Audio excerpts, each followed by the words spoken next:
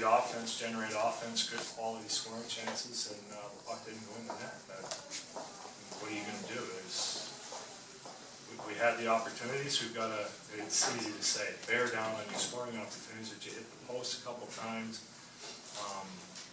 miss an empty net maybe, have a shot deflected at the last second. I mean, I can think of 5 or 6 great examples in the second period, and they hung around long enough and, you know, scored that. That's not a goal you want to give up the way we got behind in the third period, and all they did was build a wall and frustrate us for the rest of the third. James came up last year with a pretty magical story and a good start this year, but since the injury, he's not getting the results. Are you worried on any level about his play? Well, you don't want to, you know, a soft goal here and there, but we've got to find a way to score some more goals in front of them and get them to feel comfortable. You know, tonight giving up a goal late the way we did, and sometimes it's just one mistake, and we chased a guy behind the net on the wrong side, and it ended up being in our net. And, you know, we turned the puck over in the neutral zone on the second goal, third goal. Kind of turned it over, but it was a harmless, well, it was a great shot, but from a bad angle where you want somebody to shoot the puck from, and we didn't get the save there.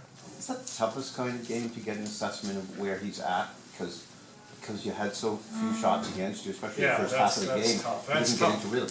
That's tough for a goalie to get into too, when he sees, I mean, his team, you know, the pressure gets increased, I don't know, tenfold as the game's going on. You're not seeing anything, and all the plays at the other end, and you're just hoping that.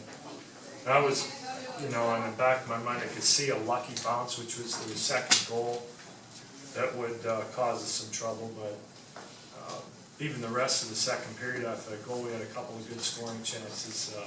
We just couldn't put the puck in the net. There's nothing. That's what it was. You have your chances, you get those kind of shots, 38, 39 shots. You'd expect to score 5 or 6 goals. So you tip your hat to Anderson, if anything else. He thought one of them should have been called. James thought one of them should have been called off for interference. Yeah, there were actually a couple guys. Well, one was tripped into him the first goal. The second goal, Spezza was in the crease on top of him, and he couldn't move. He had like a leg lock on him, and but the puck never got to James. Luke had deflected it over to whoever it was who got kicked the puck, and they managed to get a stick on it. But James could have. And it's so hard for the officials. I think in a situation like that, it's not reviewable. But Jason was all over him, and he couldn't move. So what's the goalie supposed to do in that situation? And he is relying.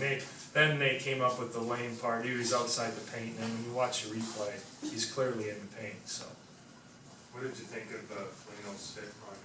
I did. You know what? I haven't seen the hit. I didn't see it. I didn't come in between periods and look at it.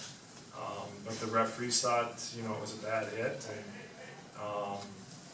yeah, I don't know where we go from there. I haven't seen it.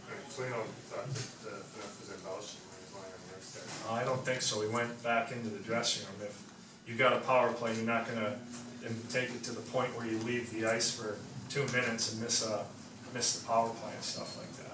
Is he unhurt now at all? No, he finished the game, didn't he? Oh, he just wasn't available.